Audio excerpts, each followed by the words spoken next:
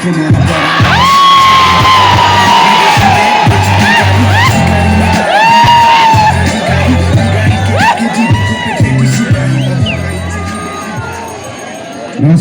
सबै हुनुहुन्छ।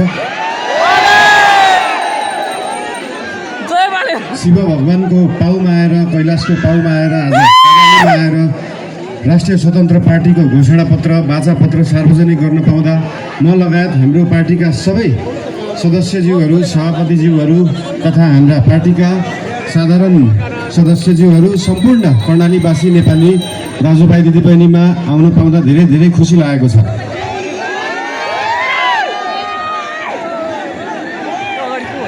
कर्णाली यो देशको सबैभन्दा ठुलो ताल, रारा ताल, राजा महेन्द्रले भन्नुभयो जस्तो स्वर्गकी अप्सरा भएको ठाउँमा आउन पाउँदा धेरै खुसी लागेको छ। देशको सबैभन्दा लामो नदी रहेको ठाउँ, देशको सबैभन्दा ठुलो जिल्ला रहेको ठाउँ, देशको सबैभन्दा ठुलो गाउँपालिका रहेको ठाउँ, देशकै सबैभन्दा गहिरो पाल रहेको ठाउँ, जुन गहिराईलाई आजसम्म कुनै सरकारले, कुनै पार्टीले, यो देशले बुझ्न सकेन, त्यो गहिराईलाई बुझ्न चाहन्छौँ। त्यो गहिराई बुझ्ने पार्टी हो राष्ट्रिय स्वतन्त्र पार्टी।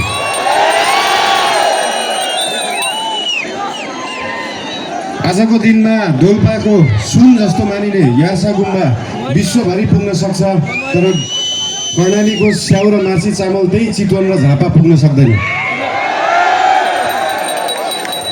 यहाँको उत्पादनलाई कम्तीमा पनि देशभरि पुर्याउने पार्टी बन्न चाहन्छ राष्ट्रिय स्वतन्त्र पार्टी। आफैमा यो सिन्जा भ्याली सिभिलाइजेसन, सिन्जा उपत्यका सभ्यता भएको ठाउँ, नेपाली भाषाको उद्गम स्थल, खस भाषाको उद्गम स्थल, यहाँ आफ्नै भाषा छ, आफ्नै लिपि छ, आफ्नै चित्रकला छ, आफ्नै नाचगान छ, आफ्नै जात्रा पनि छ। यो सबै भयो भने एउटा सभ्यता मानिन्छ। त्यो सभ्यता जोगाउने पार्टी बन्न चाहन्छ राष्ट्रिय स्वतन्त्र पार्टी। जसरी काठमाडौँ महानगरपालिकामा हाम्रो नेवा सभ्यताको नाचगान, त्यहाँको लिपि, त्यहाँको बाजागाजा, त्यहाँका मूर्त अमूर्त सम्पदालाई हामीले जोगाएर राखेका छौँ, त्यसरी नै यहाँ कर्णालीको सभ्यतालाई हामी जोगाएर राख्न चाहन्छौँ र त्यो जोगाउने पार्टी हो राष्ट्रिय स्वतन्त्र पार्टी। देशमा अझै पनि भोकमरी छ, अझै पनि 4 वर्ष मुनिका बालबालिकाहरूको मृत्युदर एकदमै बढ्दो छ, महिलाहरूको, आमाहरूको मृत्युदर बढ्दो छ। त्यो कर्णालीमा छ र त्यो कर्णालीको पीडालाई, गरिबीलाई, त्यो दुःखलाई बेच्ने नेता धेरै आए, त्यो गरिबीलाई बुझ्ने नेता धेरै आएका छैनन्। अहिलेसम्म कोही आएको छैन। त्यो बुझ्ने नेताहरू बन्न चाहन्छ राष्ट्रिय स्वतन्त्र पार्टीका नेताहरू।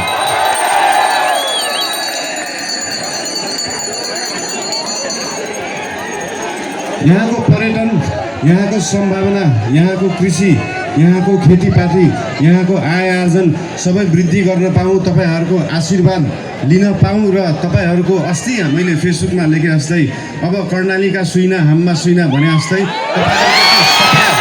तपाईँहरूको त्यो सपना बोकेर जान पाऊँ र त्यो सपना बोक्ने सुरुवात आज हामीले बाचापत्रबाट गरेको छौँ, कर्णालीबाट घोषणा गरेको छौँ। आज उपरान्तबाट त्यो सबै तपाईँका सपना हाम्रा सपना हुनेछन्। ती सपना बोकेर यहाँबाट जान पाऊँ। धेरै धेरै धन्यवाद। नमस्कार। पक्कै पनि कर्णाली